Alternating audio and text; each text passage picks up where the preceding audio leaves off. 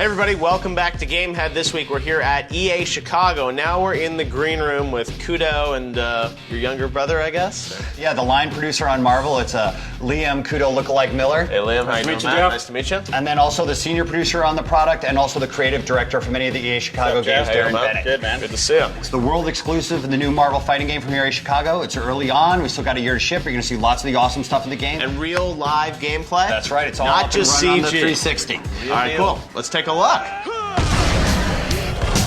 You're Hulk, Liam is Captain America, and first thing I noticed, I mean, it's much bigger than just sort of a straight arena. Is it an open world, pretty much? It's about a 2-block arena. Okay. But the thing that's awesome about it is it's like every square inch of that 2 blocks is fully destructible. Wow. So I can throw you through a wall, and then I can follow you right in the building and kick your ass right out the other side. Massive destruction is like encouraged. Boom, send him flying right through the wall of the bank. We wanted to just make a really good versus game, you know? Yeah. Like, my guy can kick your guy's ass, you know? My favorite hero can beat your favorite hero. We really want to make it feel like you've slipped on the mask of your favorite superhero. And we're going to have, like, damage on the characters. They're going to get in an exhausted state similar to Fight Night.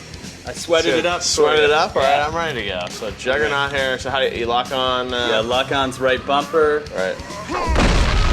Shield ain't doing much for Liam now. Pretty good right out of the gate. Right. Yeah. That's right. So then I got kicked to the curb.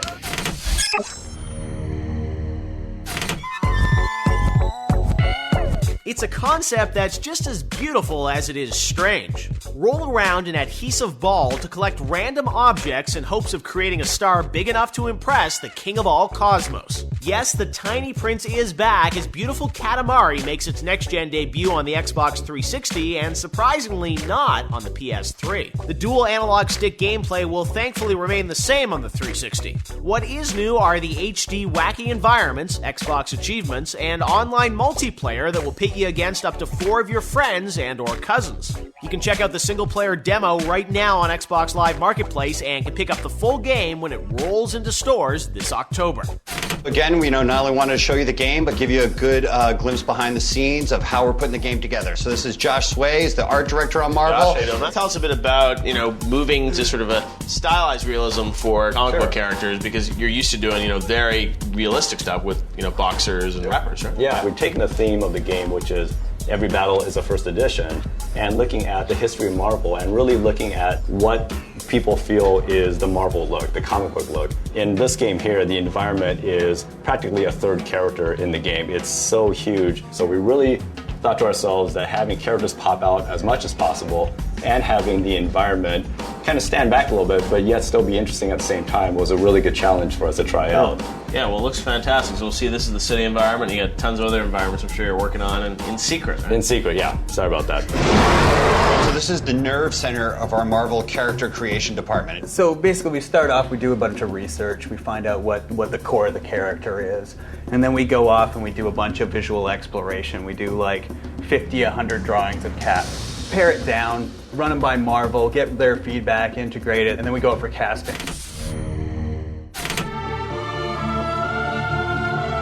On this week's GT Download, we look at the Final Fantasy Retrospective, a 13-part series currently running on GameTrailers.com. With over 1.8 million downloads so far and only half of the series posted, we still have a bunch of games, spin-offs, remakes, and movies to cover. Let's take a look at some of the highlights so far. From the tight restrictions on how many sprites could fill the screen to how much text could fit in each blue rectangular bubble, there were multiple challenges that Square was faced with when developing the first 6 Final Fantasies.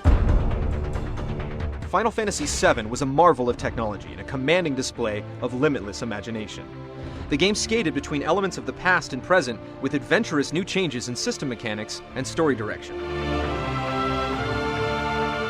While fans will eternally debate which Final Fantasy is the best, no one can argue that 7 is the most popular, or the one that left the largest stamp on the industry.